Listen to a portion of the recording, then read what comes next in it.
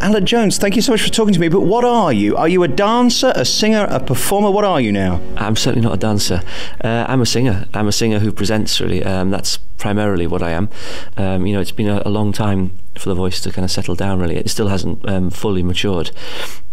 But you know, I'm my third album in with Universal, and thankfully, you know, the amazing thing about the Christmas album is that it went gold before it was released, and that hasn't happened to me since I was like 15 or something like that. So, you know, it's a real kind of fairy tale story in a way. Who likes you? Because I think you've got such a broad range of people who are interested in Alex Jones. I mean, the people who watch Songs of Praise like you. A whole new audience have seen you on Strictly Come Dancing. And then, of course, now you've got the tour. Who are the kind of people who are coming? Young people, old people? Who comes? A real mixture of everyone, really. To start with, you were right that most of the people that kind of like me were elderly in a way. But, you know, now I'd say that it's all ages. It's amazing. It's also really heartening, you know, the fact that, you know, I see in an audience on tour now that kind of there's plenty of different people coming, and you know, why not, really? This music's for everyone, really, and it's a real kind of feel-good concert, really, because there's musicians on stage and they play some solo stuff as well. There's a Russian soprano who sings.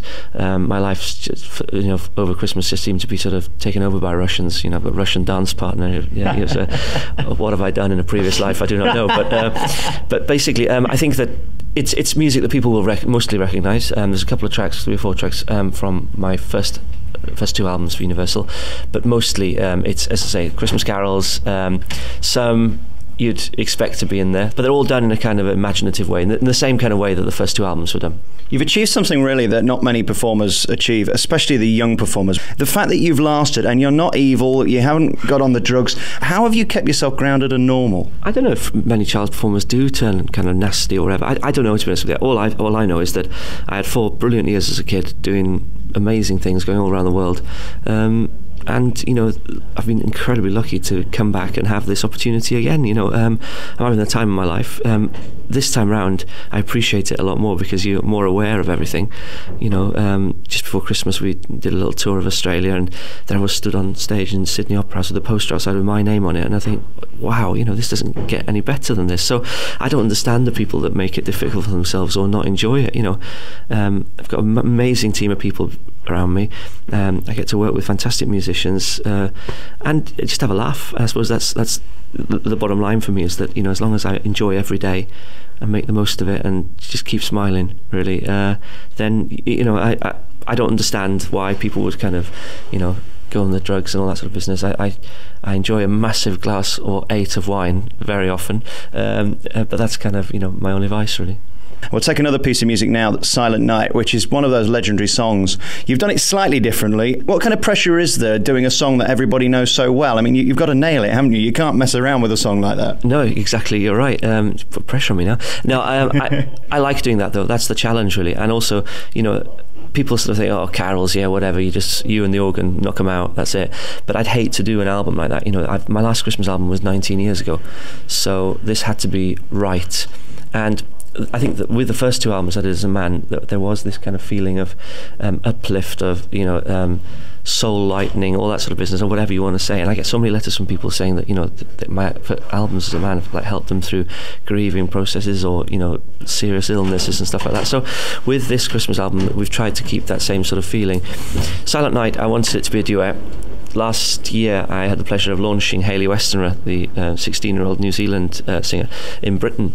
We performed on the Classical Brits together, and so she was around, so I just gave her a call, to be honest with you, and said, do you fancy, you know, singing on this piece? It'll really suit your voice. And went to the studio, and it did. You know, we both kind of, we have very similar voices in a way, and so it's a very kind of moving, heart-rendering Silent Night, and I think it's a version people might enjoy. Tell me about introducing other people then. Is this something that's important to you, bringing new artists to people's attention and using your fame to launch other people? I don't think I'm like, that's in the league of sort of Elton John and Robbie Williams, people like that. No, to be honest with you, I'm very lucky. I meet quite a few sort of people like Hayley during my career, and you know, you do forge friendships with them. So, you know, if there's an opportunity of working with someone that you like, then I definitely go for it. But as far as on the tour goes, I do tend to use kind of young musicians that maybe haven't performed that much. of my sort of music before, and because it's got to be fun for everyone, and so I like sort of like-minded people on tour with me, and also invariably what's happened, and this has happened all throughout my life, and maybe that's kind of why hopefully my feet are kind of grounded, is that I've always been surrounded by the same sort of people, a very close-knit group, and it's the same now.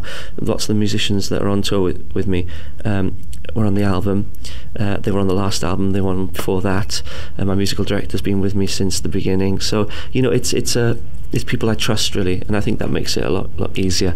It takes the pressure off me completely. It's interesting what you say about not being like Robbie Williams or Elton John, but I think the impact you could have on somebody's career could be bigger than theirs, because your following is so dedicated. If you were to give somebody the great thrill of being on your team, they would buy the album. You do have influence in that way, don't you? I suppose, but I never tend to think about it like that. Well, I haven't until now. The fact of the matter is that we had a Russian soprano with us on tour who's never done anything really in Britain before. In a way, I suppose we were giving her a helping hand in that way. But, I just like to think of it as kind of, you meet someone, you like them, and, drag them along for the ride. What is this thing with the Russians then? Why are you suddenly the ambassador for the Russians? What's happening? What's the history with this? It's a complete fluke, mate. I got a Russian thrust upon me for Strictly Come Dancing. Very nice she is too. She's become a real good mate of mine. We spent 5 hours almost every day training for Strictly.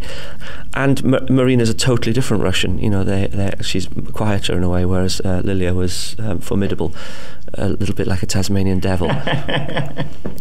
In skimpy outfits.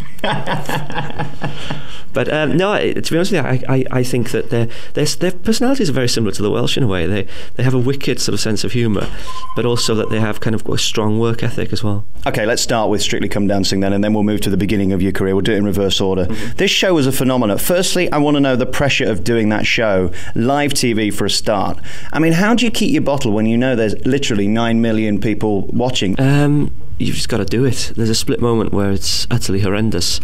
It's usually when Alan Dedicoat, the voice of the Balls, says, "Will Aled and Lilia take to the floor?" And that was always the moment where I thought to myself, wow, this is immense. And there is a huge pressure. In the third week of the programme, when I was doing the jive, I forgot 10 seconds of the dance in the middle and just made it up. But that's down to, Lilia's teaching, really, that I just shook my ass, as they say, and just did it. Is that a technical term? It's a Russian one, I think. Oh, I see. Okay. But that was probably one of the worst experiences of my life, worse than forgetting my words in front of the Queen when I was a kid, because when you are a singer, you can make that sort of thing up, but as a dancer, or as someone who's never danced before, pretending to move on live TV, as you say, it was pretty horrendous, but I got away with it. So it's been probably the best experience of my life. Never ever thought I'd say that. I've lost 16 pounds doing it. I feel stronger, more confident, more grounded. My voice is better. I'm singing in concert, 12 or 13 songs, and I'm like, yeah, whatever. Whereas before I would have been struggling or tired at the end of it. But it's been nothing but good, really. As I say, the pressure is on the Saturday from about 5 o'clock in the evening. The pressure is immense.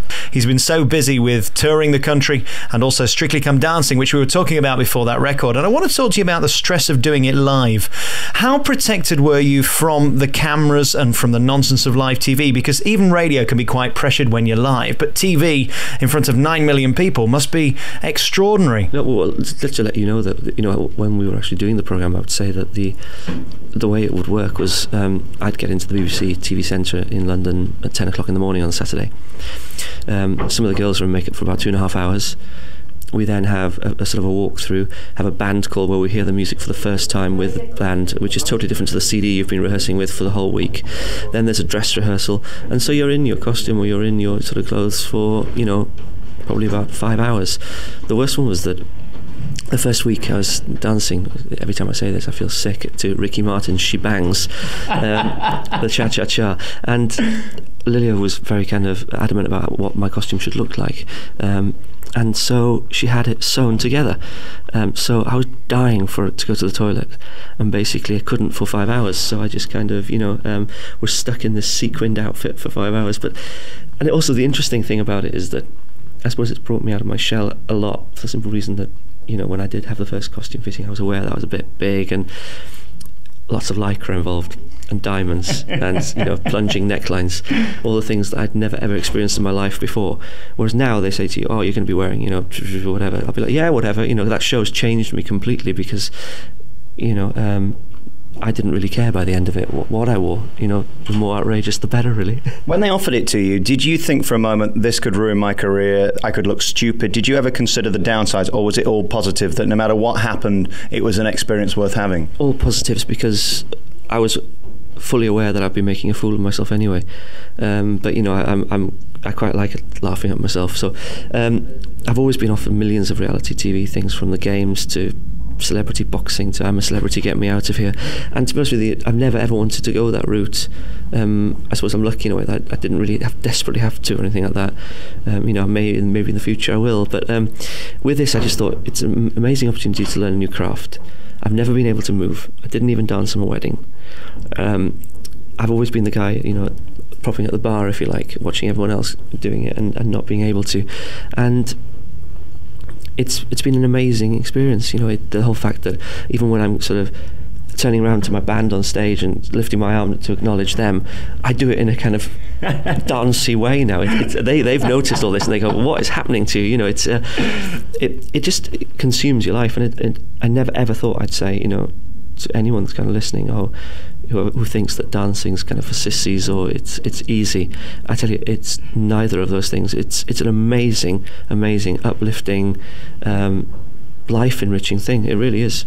I don't think it was reality TV by any stretch of the imagination. It's caught the public's imagination more than any other programme I can think of in a long time.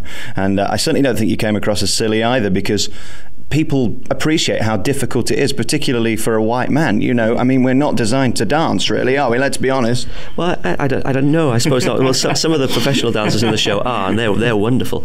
And that's been an amazing eye opener for me. But also, the experience of the whole thing, that you can pick up something like that so quickly. In a week you have to pick up a foxtrot, or you have to pick up a chive or a cha-cha-cha and perform it in front of the nation. So it's been a complete challenge, and the fact that over 8 million people watch it, over 1 million people are voting on the phones. So I've never been involved in a program that's so, the buzz surrounding it is just immense. Songs of Praise is watched by something like between 12 and 20 million people worldwide, much bigger. But this is just totally different, really. It's been and it's also been a real pleasure to work with the other people involved in the show. I've gained friendships from the show, which has been fantastic, really. Did you all get on? Was there any nonsense? Was there any real competitiveness between any of you? Is it just showbiz and fun with a bit of competitive edge on the side? I suppose there has to be a competitive edge on the side, really, but everyone got on amazingly well. I didn't see anyone sort of fighting or wishing ill on anyone else, really. We're all kind of the funny thing is that Lilia was very clever in this respect, that we always trained away from sort of other people. They film all your training sessions anyway, in case you sort of break your leg or thumb, as I did. We were just concentrating on what we did. Even now I have to pinch myself when I think that, for the first 3 weeks of the competition, I was second place for the 3 weeks, and going from rank outsider, something like 33-1 to 3-1 second favourite was just like ridiculous, because literally I have never ever done ballroom, never done Latin American, haven't even seen Latin American before I had to do the cha-cha-cha. So it's been a funny old experience. Finally, on Strictly Come Dancing, will your next tour include half a set of dancing? Oh yeah, without a doubt. I've told Universal that all I want to do is Latin American songs from now on. So I'll be just covering Ricky Martin and things like that. I'd like to keep it up, really. Which may involve sort of paying Lilia every week to put me through my paces, but we'll see. It was a great experience, and one I wouldn't have missed for the world, really. Can I just ask you one favour?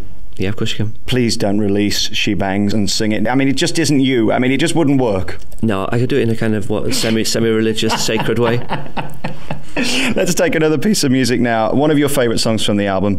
This is a new album. It's out for Christmas. We're here with Mr. Christmas, really. I mean, everybody associates you with Christmas. This is your time of year, isn't it? Yeah, I don't know why, to be honest with you. I think it's to do with that single, about a certain snowman. But the funny thing is that was one of the last things I did as a boy. I'd released, I think, 15 or 16 albums before Walking in the Air that had nothing to do with Christmas. So, but you know, if people think of me as Mr. Christmas, that's fine. You've had this big tour, you've been doing dates up and down the country, you've had Strictly Come Dancing, and you've got to talk to idiots like me. It must get you down. No, it doesn't actually. I really enjoy it. You know, the only thing that it's the travelling that really tires you more than anything. But I spread myself out so thinly that, you know, you've just got to go with the flow. Around the time that Strictly was happening, you know, I was presenting Songs of Praises, Radio Wales.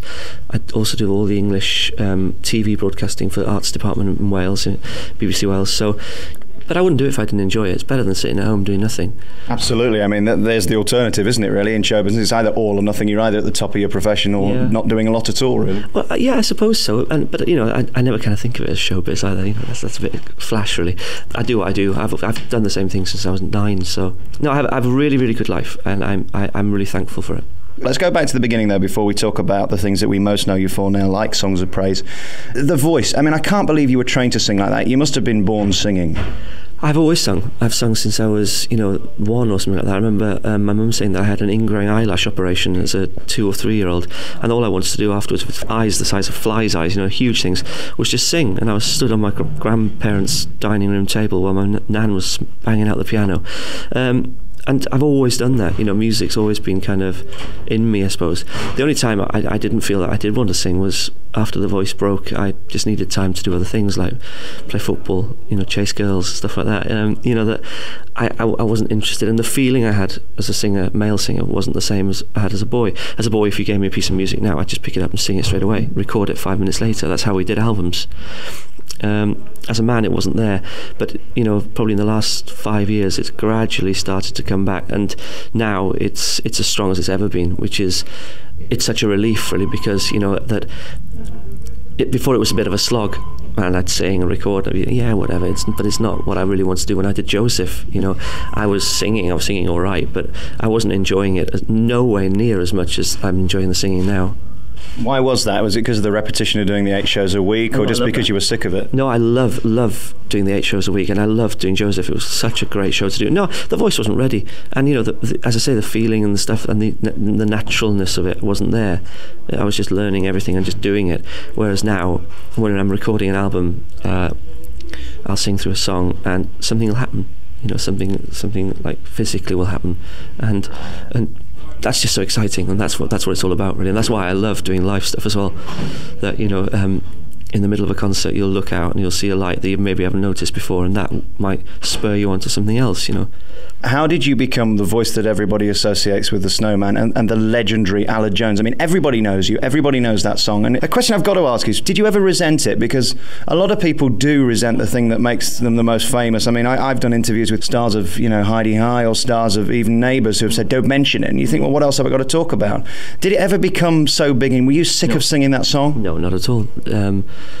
Because it was just one little bit of a life I'd had as a boy, and the fact is that it's been mentioned every year of my life ever since, every Christmas. And there were times when I was at school it was quite tough when everyone was like singing it, and when I first came to London to college, and I'd be sort of handing over my credit card in Selfridges or something, as I'd hear ding ding ding ding ding ding ding ding, I'd be like, I'll come back, don't worry. It's but no, it's an amazing thing that I'm part of everyone's Christmas, if you like, and that people have been growing up listening to that song over the years. So no, I've never ever resented it. And the way the whole kind of the boy soprano thing happened was a complete fluke. I went to a cathedral in Bangor for piano lessons. The choir master asked me to sing a few scales. I did. He said, join the choir. I'd never even been into a cathedral before, so I was interested in football. That was it. I did join the choir. A lady in the congregation there liked my voice, always nagging my mum to record it. Mum used to come in with a huge kind of ghetto blaster, push play and record just before my solos, embarrassing me. The lady got a bit miffed, wrote to a local recording company without us knowing. They wrote to me asking me to do an album. I did. That was on sale in Cardiff. BBC producer bought it, asked me to go to Israel to do 3 programmes for BBC One prime time, and in the first programme, Christmas Eve 1984, and the BBC phoned my parents kind of a week before the programme came out, saying they were going to actually press 4,000 copies of an album called Voices from the Holy Land, and it would just be a nice kind of, if people wanted to buy it, fine, but they weren't expecting any big sales. Within a week of the programme being aired, it had sold 300,000 copies, and all of a sudden that's when things kind of just went mad, really. And then it was a case of every Friday flying off somewhere, nice, coming back and then going back to David Hughes Comprehensive on Monday. So it was a real whirlwind for 4 years. It was amazing. Let's talk about your voice itself then. How much training did you have? I mean, was it naturally that good? Well, I've always sung, as I said. I trained in the cathedral. You train every day. And I think that was my grounding, really. Then I had lessons for first couple of years of my career as a voice soprano, but then I taught myself. I'd been involved in music for so long that I knew instinctively how to do it. So, but occasionally, even now, I do have lessons just to kind of put you back on the right track, really. But most of the time I just get on with it myself and let things develop naturally. I've never ever put pressure vocally on myself, so that's the way it should be, I think. In church, modesty aside, was your voice the one that everybody went, my God, where does that come from? Not to start with, not at all. When I was in the cathedral, there were much better singers than myself. Whilst when I was kind of probably in my prime at the cathedral, from the age of 10 and 11, I was doing all the solos. But I don't know if that's because I was better than everyone else or whether I just learnt things quicker. I don't know. But I think from a very early age, I've always had kind of a distinctive voice that everyone knew it was me. And that's maybe part of why I'm so happy now, really, that's still there. The minute you hear a piece of music somewhere, you know it's me. Your voice is an institution like the programme that you present, Songs of Praise. I enjoy watching it. Moreover, as a sing-along, you don't necessarily have to be massively religious to enjoy that programme, and I think that's deliberate, is it? Or am I misunderstanding? No, well, not as far as I'm concerned. I think anyone who wants to watch it should watch it. It's the largest karaoke in the world. You just sing along with the hymns, and so many people have associations with hymns, from school, from families, from weddings, from funerals, from whatever. As far as I'm concerned, hymns are some of the best music ever written. The perfect blend of word and music together. You can't ask for more than that. I love presenting it because it's a programme done well. I spend 4 days of my life on one half an hour. So when I know it's going out, I know it's going to look good, it's going to sound good. There's fantastic researchers on the programme. Just great care is taken with everything, really. And I've learnt such a lot from doing it in 4 years. I've learnt that, how to interview people. I've learnt that different techniques, because, you can't really go into a Songs of Praise interview where maybe you're talking to someone who's lost a member of their family, close member of their family, with a gung-ho attitude. You've got to kind of be able to gauge every situation, really. And I've done a live Songs of Praise for the Jubilee Centenary. I've done big Songs of Praises from the Albert Hall, just big pressured ones, and I've learnt massively from it. The backroom stuff, if you like, you don't see, is just phenomenal. It's immense.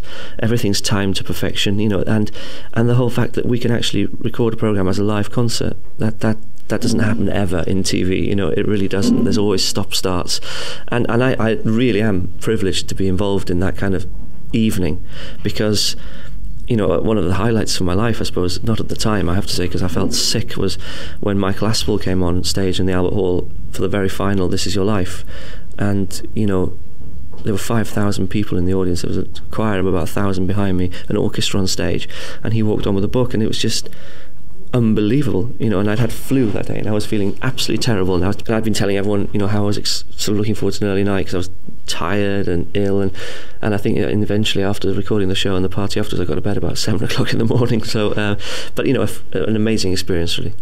And to have This Is Your Life, I mean, there's no greater accolade. Was it a dream of yours as a child, or did you ever think about it? Did you ever consider that they may even think about giving Alan Jones the big red book? No, and to be honest with you, I didn't really think that they should, because I was 32. You haven't had a life at 32, but as Michael said, I had really the childhood life, and that was the end of that. So, no, it was a very moving programme. It was a very touching programme. I hated it at the time because you're totally out of control. It's out of your control. I didn't know who was going to be in the audience. I didn't know who was going to, come out, and I hated that fact. But there were an amazing array of people. Terry Wogan said some amazing things, and just Bob Geldof talking about me singing at his wedding to Paula was just incredibly moving. Do you ever have to pinch yourself when you have celebrities come up to you and they know who you are? I mean, that must be an odd feeling. Do you know what I mean? That the fact that, like Wogan, for example, you've listened to him on the radio for years, you've seen him on the TV, and he knows who you are. That's got to be an odd feeling. It is, and that happened recently with Strictly Come Dancing, really, because, I'd always really, really, really admired Bruce Forsyth, and just to meet the man himself was like kind of, or not disappointing, put it that way. It was very exciting, and you know, there are people that have been around and been involved in show business all their life, and proper entertainers, you know, and so yeah, it always surprises me. It surprises me when sort of people choose my music, if you like. I think Anne Widdecombe, the MP, chose A Piece of Mine on Desert Island Discs. You know, it's like, wow. Amazing. Fantastic voice, and a well-produced album as well. That's got to be a pressure on your part. Do you have anything to do with that? I have everything to do with it, and also it's the same people that do all my stuff, so long may that continue. I make it sound like there's a huge team. There's actually the producer, Robert, and his assistant producer, Ian, who's also my musical director, and me. That's it. No one else involved in the whole process of making the album, apart from the musicians at a later date. But it's all done with the three of us in his living room. So that's how the 3 albums were made. Now you know. It just goes to prove, doesn't it? You can pay people millions of pounds and have them there for 6 weeks recording an album, but if you can do it, you can do it. Yeah, we do. We probably do about 4 run-throughs of each song. So the whole album will take 3 sessions, maybe 3 half-day sessions. So, and what we try and do is try to keep the whole song as a whole. So you've got a performance of it. Occasionally you have to go in for a line or something like that, but mostly it's as it is. And so if there's one note that might be start out of tune and go into tune, but if it's got that feeling and something I want to capture, then we just leave it in. I want to talk to you very quickly, cover a few bases before we go in our remaining moments. Your family, it's a silly question really, we all know the answer to this, but I mean, presumably that is your number one priority, is it? In the last few months you've been so busy, how do you balance it? How do you get to see your family? Really, it's really difficult. But you know, my wife Claire knows really that's how it is. You know, things like this don't last forever, and I invariably am much quieter at the beginning of the year. I usually take January off, which is great. But you know, from September onwards for the last 3 years have just been sort of every day's taken care of really. But I try to get home every evening. I'm very lucky that, you know, when I am doing stuff like, you know, the TVs and the tour, I'm driven everywhere, so I'm invariably home either sort of 11 o'clock or 1 o'clock in the morning, and then I may have the morning off. So, you know, I do have time with family. I think it's been tougher on Amelia this time because of the dancing and everything that's happened as well, and the tour. But you know, we get on with it. I suppose in one way, Strictly Come Dancing, as you say, you lost all the weight and it made you physically stronger. That must help with everything, your ability to cope with illness. It's got to help losing all the weight and make you stronger. Well, it has, yeah. I hope it hopefully means I won't get ill. Yeah, the only thing that happens is that you then think you can take on the world, and that's when you get ill, really. You know, but no, it definitely has made me a lot more confident, a lot sort of more. Well, I do feel like I can take on the world. That's the scary thing. You know, and I'm definitely not going to go back to how I was. I'm definitely going to keep this up, to be honest with you, because it's just better all around. You know, I love being on stage, being confident in the fact that I know that I can sort of, you know, deliver a good concert. Where will we see you next? There's musical theatre that's really taking off in the West End now. It's coming back to the good old days. Would you be tempted to go into that again, or do you want to keep doing the TV? Are you happy just continuing doing what you're doing? I am, yeah. I would love to do a musical in the future. Because I've sort of been the nearly man for so many of the musicals that have come into London now, and that I'd be so interested in doing a new one, and that's almost happened 3 times, but backers have lost, you know, backers have pulled out or whatever, and eventually it hasn't happened. So the problem is that because of the TVs and the radios there's just no time to do everything. I think next year there are going to be 100 concerts performed by me. 23 of them in Australia in May. We're doing a tour of Australia, the rest in Britain. Probably another album, if not a DVD. And you know, I'm still with the Songs of Praise, still doing the BBC Wales, so it's taken care of really. But you know, who knows what's around the corner. Alex Jones, it's a real pleasure to talk to you today. You're one of those performers that it's so great to meet, A, because you're a nice guy, but secondly, you're able to do so many things. There's too many people in show business now that don't really have a core skill, and it must be nice for you, the fact that there's so many different ways you can turn. Not many people have that. That must be nice. Yeah, I'm bluffing everyone at the moment, aren't I? We'll see how it goes. Nice to meet you as well. We'll end with the Snowman. Great.